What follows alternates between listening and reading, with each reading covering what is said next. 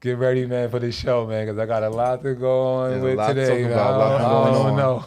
I don't know, man. I don't know what's going on. What's going on? Thank y'all for tuning in. Mel from Queen Sports Talk, WGJS Radio.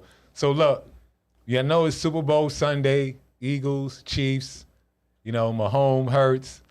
So I had to bring some help today. Got Malcolm with me today. He's a guest before. Got Richard with me, man. He was a guest as well, man. So, you know, we're going to just get into it. Check us out, man. Tune in. And we're going to start with first things first. It's Super Bowl Sunday. We're going to go across the room. We're going to go about picks. Now, here's my thing about the picks, right? It's hard for me to make my picks because you got to consider three things when we're making a pick. Which side is Vegas trying to hustle? So forget about who they pick as the odds, right? So you got to expect somebody to throw the game, right? What's the narrative they rather push? What narrative seems more exciting? Patrick Mahomes being the next Brady, you know what I mean? You know, the big face of the league, so he got to win this one? Or Jalen Hurts getting one for the Eagles right now? Which one is the biggest storyline? You know what I mean? And then the last one is like, who's the better team? So I take those three things into consideration now when I Western. I got to take the hustle and the betting this guy because anything can happen. So with that being said, I think what makes the most sense is Patrick Mahomes winning the Super Bowl. The only thing that makes more sense than that is Vegas thinking everybody betting on the Chiefs, and they just taking everybody money when the Eagles win. So, but I'm just gonna stick with it. I'm gonna stand on it, man. I'm gonna pick the Chiefs to win. Not just because it's Patrick Mahomes is a team game. They got a good defense. You know, Eagles got the best defense, but I'm just saying they got enough good defense to sustain them. Offense, we already know how their offense is. So, you know, I think he's more experienced. He lost one to Brady. I think he might be a little bit more ready. I think Hurts his first one. You know, we've seen people come in all the time, step in and do their thing.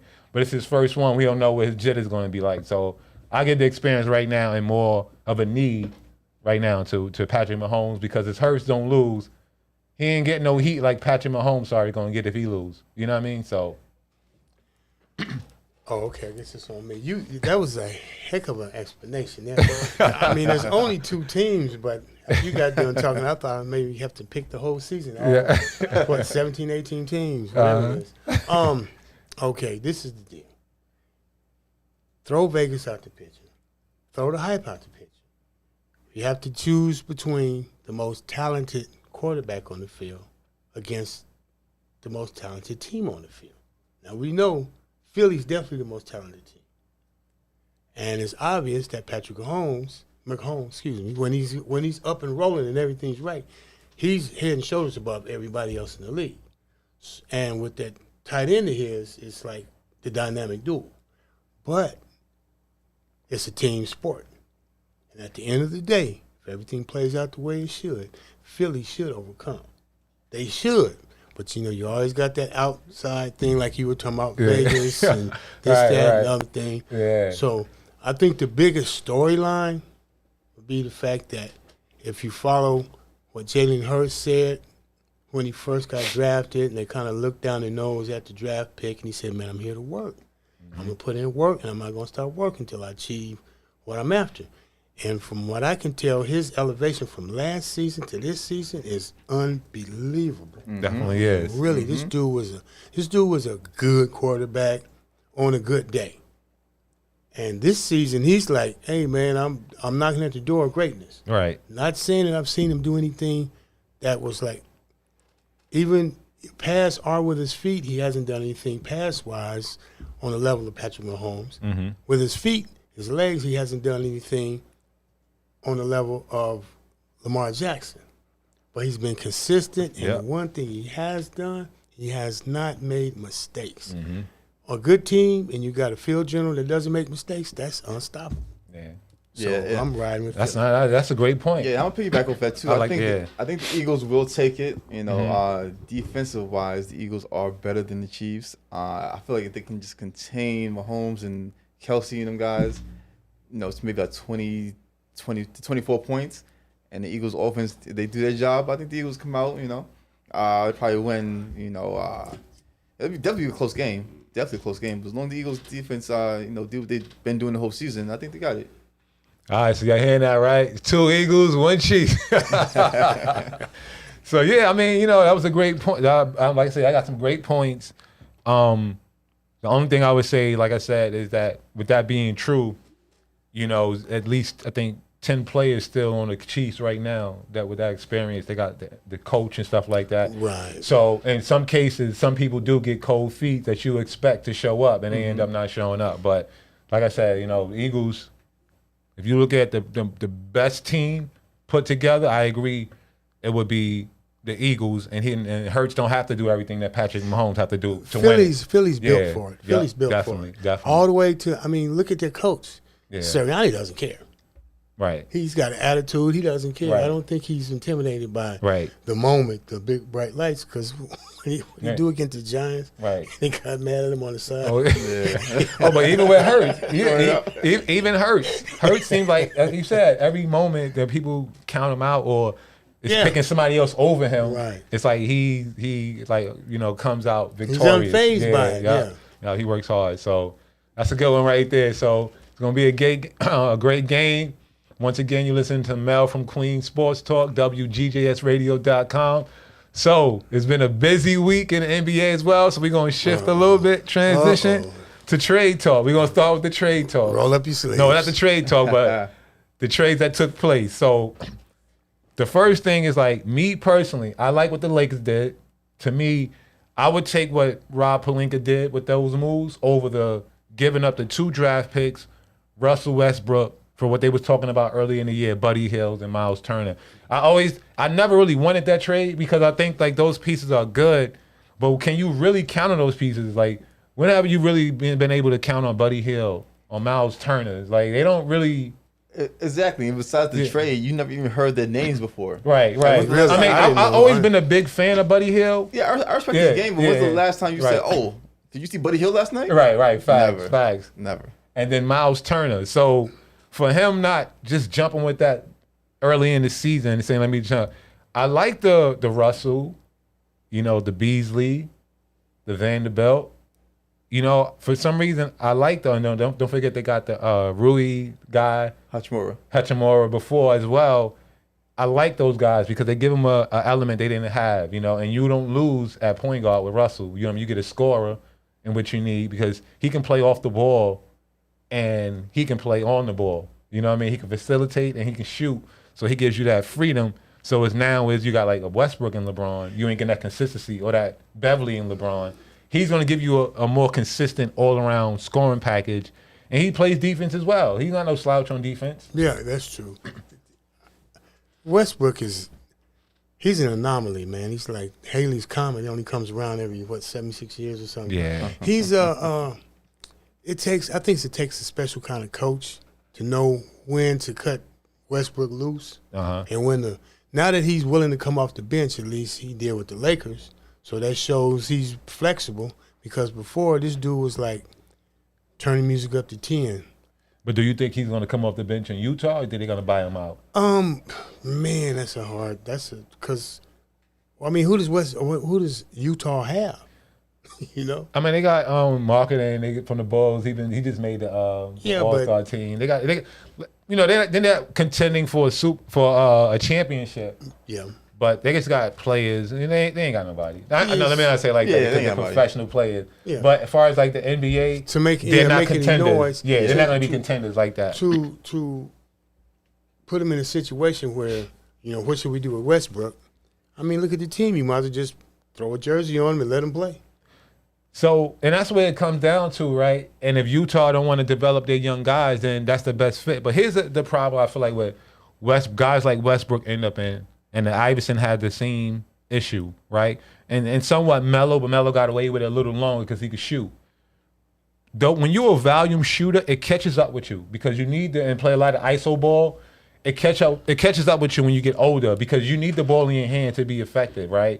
And if you got a team where you want to win now, you got star players, we can't risk you being the main guy with the ball in your hand, right? So then now you got to fall to your pride is not going to let you go to a 6-man. Exactly, and that only worked with Jordan as far as like an ISO man. I just give me the ball, get out the way. Right, You know, exactly. Melo didn't do nothing. Right. You know, McGrady, list goes on and on. Right, Guys, yep. they're not Jordan. So, Yep. you know, give Jordan the ball, get out the way. Right. He's going to give you, you know, the clutch points in the fourth quarter, win the game, Yep. win the championship. Melo and these guys, they're not doing that. Right. And And the thing about Jordan, though, even when he got older, Jordan understood how to make the players around him better. Mm-hmm. did he? I mean, yeah. Did he really? Yeah. Man, we got to talk about If- see. wait a minute, hold on. All right. Hold on. And it took him 6 years. Jordan was in the league 6 years to even get to a championship, right? Mm-hmm. Okay. His first 5 years, Jordan was kind of like Westbrook in the sense that he walked on the court on 10. And the rest of his teammates are like, whoa. It took a while for them to structure a team around Jordan that could keep up with him, his own teammates. See what I'm saying? So he got better in the sense that once Scottie Pippen got there and he got people he could rely on, he says, you know what? I could dish this. I could give this up. I could play, you know, You give him too much credit, man. That was Phil's like, listen, man, you just shooting the ball. We need you to pass the ball. But and that because Jordan ever just thought about himself. Jordan ain't never built nobody. Jordan just getting buckets, man. But Jordan did make Jordan made the players around him better. Though. No, It's the second half of his career, I think. You know who the players that made them better? Scottie Pippen. 'Cause you know who Scottie Pippen? He was involved in getting them guys the ball, right? But okay, see, we can go back and forth with this. But I'm getting back to my original point. Okay, Hold on, okay, you got me okay. all off track. All right. A cat like Westbrook still hasn't figured out how to make the players around him better. So, Westbrook would be better off on a team like Miami Heat. But people will say Coming how off he's the not bench. making his teammates better if you're getting 10 assists a game. That's what somebody with a Westbrook fan would say.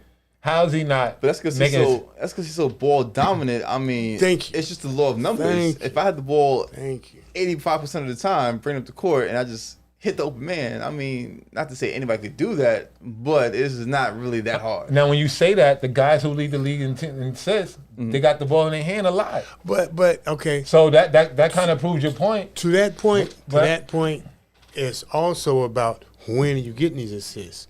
When are you with the game on the line? Am I dishing or am I just charging through So the that crowd? so and that throwing more so something is up? like Westbrook has pretty much maybe been so erratic in crunch time. That's like people's like we can't win with him in that context. So it's like now it's like either you a 6-man, but we can't allow you to be the ball dominant player anymore. Because Exactly. before the OKC that could win games. You young, Yeah. you Yeah, when you're athletic, young, you you speed, just you go, doing go, all go. those things. Everything is clicking.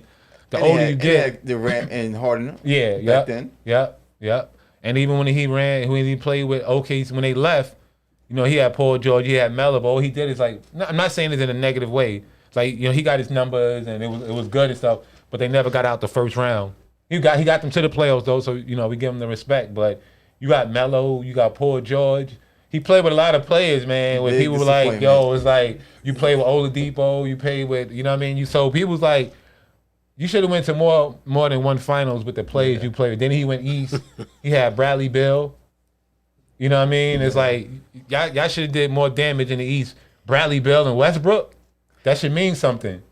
You know, not to discredit Bill, I was never a huge Bradley Beal fan. To me, he's average, slightly better than average. I've never, seen his games. Oh man. Yeah. So all right, so that's the Lakers, right? I mean, what do you think was the biggest trade? Was it the Kyrie to Dallas or the Phoenix Kevin Suns Durant to getting the Suns? KD. Phoenix. Okay. Phoenix Okay. Suns getting KD. Okay. So are they in the driver's seat for the championship right now? Not the driver's seat, but they sit in passenger seat. They in the car. They in the car. They in the car. So who's in the driver's seat right now? Is it a team in the East or is it a team in the West? Me personally, I'm still going Golden State. I mean, I know Okay. I think they in Okay. 8th place right now. They're not even doing that great, but I think come close to playoffs time, they'll pick it up, and then end the playoffs. We've seen what they did just last year, so I think it's still Golden State. Okay. So who you got? Well, you know what? Let me give one of them explanations like you're good for. On paper, Phoenix is in the driver's seat. Okay. without a doubt, on paper. But I still have to see it.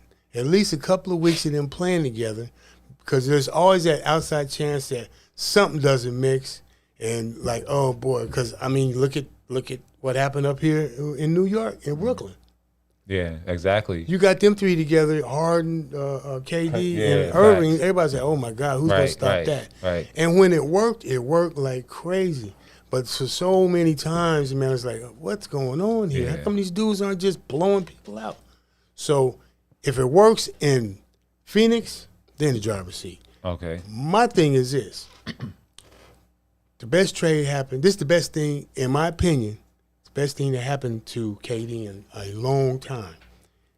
He's actually on a team with a real field general, an alpha field general. Mm-hmm. Everybody looks at KD as, because he's so good, he's his field general.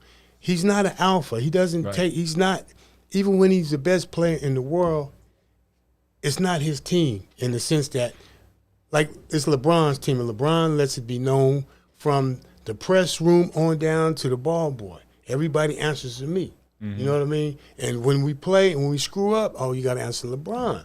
And he leads by example and by, letting them know what's going on. KD disappears when it comes to things like that. He's quiet. He's meek in that sense. His ball game is outstanding. But as far as stepping up, that thing with Irving, that shouldn't have happened. Going way back to when Irving was talking about, was it last season when his sister was sick and he wound up in Vegas and all this other crap? Now, that's the only one. I'll give you that That's one. where KD should have been like, okay, remember when they was talking about Rodman went to Vegas and That's what I'm Jordan saying, went and got him? No, they let him stay. But I'm saying Jordan went to Vegas and knocked on the door. To your Rodman. Yeah. And what's the girl's name? Electra, whatever her name was. He was messing with her. The little pretty white girl he was messing with. Oh, Carmen Electra? Yeah, remember she opened the door and it's Jordan.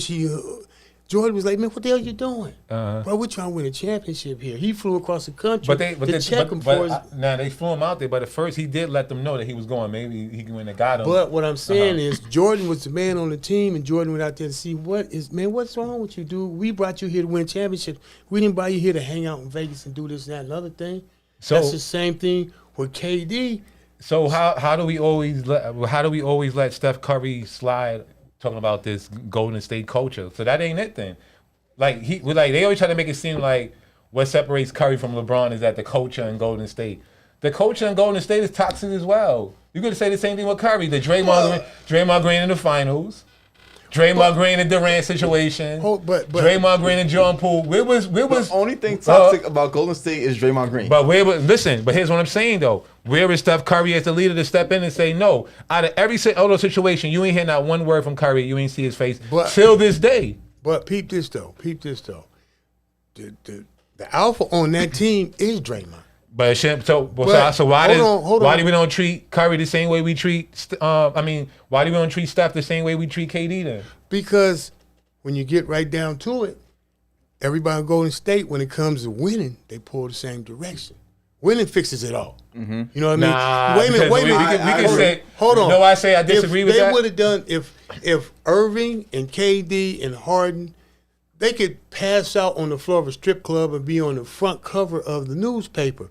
But if they got a championship ring, they got a chip, everybody be, okay, well, we'll figure it out. They weren't winning, so that makes everything else, oh my God, it's the end of the world, because you guys are super talented and you're not winning. Well, hey, I would say like this. To me, even though they let Kevin Durant go, right? Kevin Durant fixed that. Their first championship, if we want to use, say, injuries and just being suspended and stuff, no Kyrie and no Kevin Love. Kyrie played one game in 2015, and Kevin Love played none, and he got injured. So that championship, we know if you had LeBron, Kyrie, and Love the whole series, I ain't gonna play the if game. They won, but I'm gonna leave it like that. So we want to talk about culture. Steph Curry have to be accountable for Draymond Green getting suspended as well. I don't want to hear about. Now you have to. Nah. You gotta be. So you can't expect KD to be doing it to anybody then. And when that Jordan Poole thing went down, Steph Curry should have snatched up Draymond Green. Like, yo, what are you doing? He can't snatch up Draymond Green. Nah. Wait a minute. Wait a minute. So why he You didn't don't get the go same from- sack as KD? Because Draymond Green is the alpha on that team. Okay. Draymond Green is alpha on that team. So that Think means about you it. mean tell me that so when if Draymond Green ain't there, like what? Then what? Because check this out. When KD was on Golden State, who ran KD out of town? Draymond Green. Draymond Green. But who else aboard? But that's who allowed him? How does Steph Curry allow that to happen? Because Steph's not the alpha. So then that's a problem. Because if that was LeBron in that situation, LeBron, he No, causes no. LeBron See, can't keep his but team see, together. but see- All these narratives they be trying to have for LeBron, they don't hold everybody else to the same standard. But they want to say this person was better than LeBron in this era. This person's a better scorer. But- this person is the GOAT. But we don't hold all these other GOATs and players in the same standard that we hold But- LeBron to. I just think that's not Steph's character to be an alpha or to put somebody in place. He seems like I'm just lay back, chill out, and relax. It will just work itself out. He's an all shucks type of guy. He's not even with Clay. But that's the KD too. KD's like, I just want to play basketball. But that's why that proves my point. So no, What I don't was disagree. saying- No, I'm not disagreeing with your point. I'm just saying is that when making your point, I see Steph Curry in that same But same thing. Steph Curry is fortunate on two levels. Number one, he's on a team where there's an alpha, and number two, the team wins. is winning. The team wins. No, but they win. that's the But wait, bottom line. they only won. Okay, you got to understand. They didn't replace KD with a bum. They replaced KD. We need to stop with Andrew Wiggins, who was a #1 draft pick. For his whole entire career, he averaged 20 points for the most part. Right. Until he got to Golden State. So it's not like when they won the championship last year, they trying to make it seem like, some historic Golden State championship. They had they had players. Andrew Wiggins can play basketball. Yeah. He might not be the #1 draft pick in which we might have hoped he would be. But if you got Andrew Wiggins, you got Klay Thompson, and you got Steph Curry, you in a good position. And then you throwing Jordan Poole, and then you throw in an all-around play and Draymond Green. So we can't act like that they ain't have a nice crew. And real quick, and that's why I respect the Warriors GM and the staff, because Steph was drafted, Klay was drafted, Draymond Green was drafted, Poole was drafted there, so they built within. I mean, It's not a but that's like every once in the blue. I respect it, but when it's working, because it worked. Yeah. But because we in an age now, right, where like it makes more sense to keep it together. Whereas far as in the era when the Bulls happened with the Bulls and them, their GM chose to break it up. He didn't have to. He could have rolled it out as long as he wanted to, but he said, "We're not bringing Phil back. We're not bringing Scotty back." But I mean, Chicago's So- ownership was like No, that's what I'm saying. So I'm saying is that That was I a understand mess. where you're coming from, but that's like a once in a lifetime thing because any dynasty, Kareem technically was traded to the Lakers, and Robert Parrish I think was traded there as well. I don't think Robert Parrish was drafted by Boston. I think Kevin McHale was. but Yeah, I don't think McHale Rob- was. I don't think Robert Parrish was drafted to Parrish Boston. came from. Did he came from? I don't did think he come was from Golden drafted. State? I think I'm going. Yeah, I don't think he was drafted by Boston. So it's like everybody got these players that's, you know what I mean, mixed in, right? So with that being said, so we're going to, so I agree. We could say that Kevin Durant. So I got to, and don't forget you listening to Mel from Queens Sports Talk, WGJS Radio. I'm here with Malcolm. I'm here with Richard. You know, these are former guests that's been on the show. Right now we got our Super Bowl trade talk. And right now, for next week, get ready. Because I'm going to give y'all the floor, right? We're going to have our NBA GOAT conversation talk, right? Next week, you know, just video in. I'm going to have it post a link on social media. You're going to get 1 minute. I'm going to try to get as many people as possible. You know what? We might have to do 30 seconds. I want to get a lot of people. You can say a lot in 30 seconds. Okay. I'm gonna give you Robert Parrish was drafted by Golden State. So even that wasn't even with a homegrown team. But we're gonna give y'all gonna get 1 minute to talk y'all talk on the GOAT, right? The first show is gonna be everybody gonna get a chance to talk they talk. Then the next show we're gonna dive into what everybody's saying. All right. We're gonna try to get as much as we can. But I want to get with that being said, right? Technically there's really no GOATs in the NBA and no sport. But if we had, for argument's sake, do a GOAT, right? I'm gonna give my top 5 in order all time in the NBA. Right? I'm gonna start with LeBron. Number 2, I'm gonna go Kareem. Number 3, I'm gonna go Russell. Number 4, I'm gonna go Jordan. Number 5, I'm gonna go Magic. Oh, it's on me? And I'm gonna bring all my stuff together. And I'll tell y'all why, but I want to hear y'all. We want to talk about it real quick to kind of just get it stirring up. But that's my 5 right there. Okay. In that order. In that order? In that order. That order, okay. Okay. I'm going to start my point guard, of course, it's going to be Magic. Okay. Okay, my off is going to have, of course, got to be Jordan. Okay. Power forward, I'm going to throw Tim Duncan. Took mine. Okay. At the center, it's a flip of a coin, but you know what I'm going to do? I'm going to go ahead and throw the Shaq in there. Yeah, you know. And now small forward is a difficult one. I'm going to go ahead and do it. I'm going to throw Bird in there. Okay, so now when you saying that, is that your top 5 all time or the conversation for GOAT all time? That's my top 5 all time. Okay. So now I want your 5, who you consider the 5, up to this point, the greatest, from 1 to 5, in order, who you say are the greatest basketball players to ever play. Whoo-wee. Okay. I'm going to throw Jordan at 1. Okay. I'll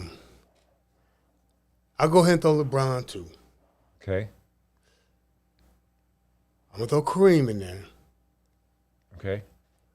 I'm going to throw Kobe in there. Okay. I got one more. Yep. Ooh-wee.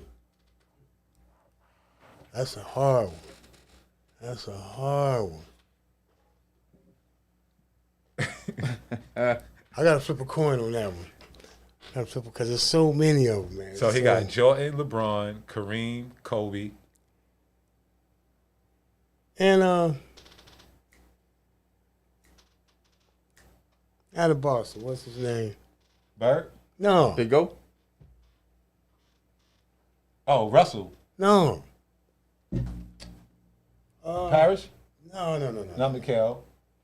Further back? No. Oscar Robertson? Bill Why am Russell? I pulling a blank on him? Not Paul Pierce. He just played with Pearson there. Not Tatum. No, you know what I'm talking about. Oh, KG. KG? Yeah. Oh, KG. Oh, Okay. yeah. KG. I don't know Okay. why I pull a blank on Okay, that. KG. I'm throwing KG in there. Okay. Okay. All right. He got a fire in him, man, that is... Okay. I've never seen Yeah. anybody play with intensity. He does all the time. Okay. And he's good. So what the heck? Why not? My top 5, I'm going to just say GOAT. Not really in a particular order, but I'm going to go with... We need the order, man. We need the order. All right. Yeah. So we do order. We need the order. We start at the top. Number 1, I got MJ. Okay. 2 is going to be Braun. Okay. 3, I'm going to have to go with Kobe. Okay. 4, I'm going to say Shaq. Okay. And 5, and I know this is going to be like a wild card since you're doing that, but I respect anybody who's like undersized and still dominant, so I'm going to say AI. AI. I love Okay. AI. All I'm a right. huge AI fan. Okay. All right. So look. Huge AI fan. So we're gonna state this real quick, because this is what I do. So because I want y'all to have, if y'all can't come in live on video next week, you know, y'all two can kind of do a video, like with y'all 5 and y'all reasons why, and I'll play the video. right. You know, about 30 seconds to a minute. You know what I'm saying? I'll do it that way. But so look, we're gonna go over our top 5 again. Then I want to hear everybody else's top 5. We're gonna chop it up about everybody's top 5 next week. And we also want to get into the show. So like I said, my top 5 all time is, I'm going to go LeBron, Kareem, Russell, Jordan, Magic. That's my top 5 all time. Your top 5?